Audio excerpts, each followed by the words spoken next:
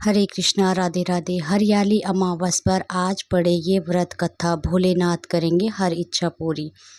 हरियाली अमावस सावन की पहली अमावस कहलाती है। वातावरण में हरियाली होने के कारण इसको हरियाली अमावस के नाम से जाना जाता है। इस दिन दान, ध्यान और स्नान विशेष महत्व है। इसके अलावा इस दिन विभिन्न मनोकामनाओं की पूर्ति के लिए पौधे भी लगाए जाते हैं। श्रावण मास के शुक्ल पक्ष की तृतीया तिथि को हरियाली अमावस का त्योहार मनाया जाता है। हरियाली अमावस सावन की पहली अमावस कहलाती है।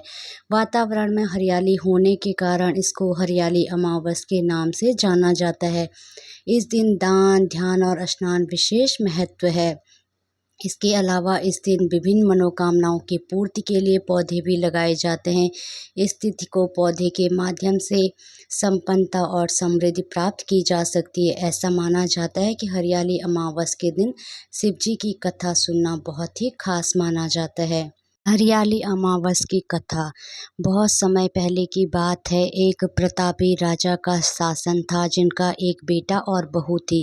एक दिन बहू ने चोरी छुपे मिठाई खा ली और दोष चूहे पर मढ़ दिया। चूहा इस आरोप से बहुत क्रोधित हुआ और उसने बदला लेने की ठान ली।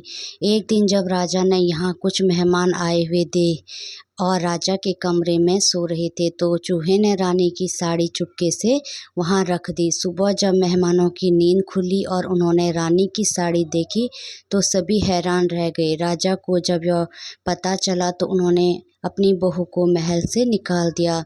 अब रानी हर शाम दिया जलाकर ज्वार उगाने का काम करती और पूजा के बाद गुड़धानी का प्रसाद बांटती। एक दिन राजा उसी रास्ते से गुजरे और उन्होंने उन दियों की रोशनी देखी। महल लौटकर राजा ने सैनिकों को जंगल में जाकर वहां की जांच करने का आदेश दिया। सैनिक जब उस पीपल के पेड़ के नीचे पहुंचे तो उन्होंने देखा कि दिए आपस में बातें कह रहे थे, अपनी अपनी कहानियां साझा कर रहे थे। एक शांत से दिए से सभी ने उसकी कहानी पूछी।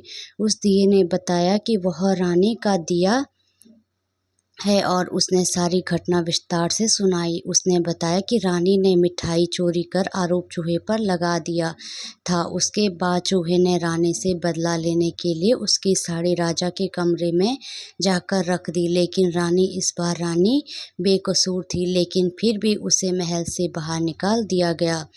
फिर भी वह सजा भुगत रही है। सैनिकों ने सारी बात राजा को बताई। राजा ने रानी को वापस महल बुलवाया, जहां रानी फिर से खुशी खुशी रहने लगी। हरियाली अमावस की पूजा की विधि। हरियाली अमावस पर पवित्र नदी में स्नान करने का महत्व तो बहुत अधिक होता है। आप घर में ही पानी में गंगा जल मिलाकर स्नान कर सकते हैं।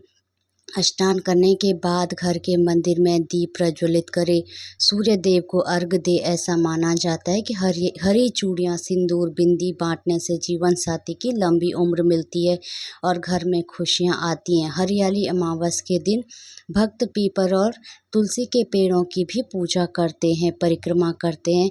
इस दिन मालपुआ को प्रसाद के रूप में चढ़ाने की परंपरा है। इस दिन पितरों का तर्पण भी किया जाता है। हरे कृष्णा, राधे राधे। हर हर महादेव। भोलेनाथ आप सबकी सारी मनोकामनाएं पूर्ण करे।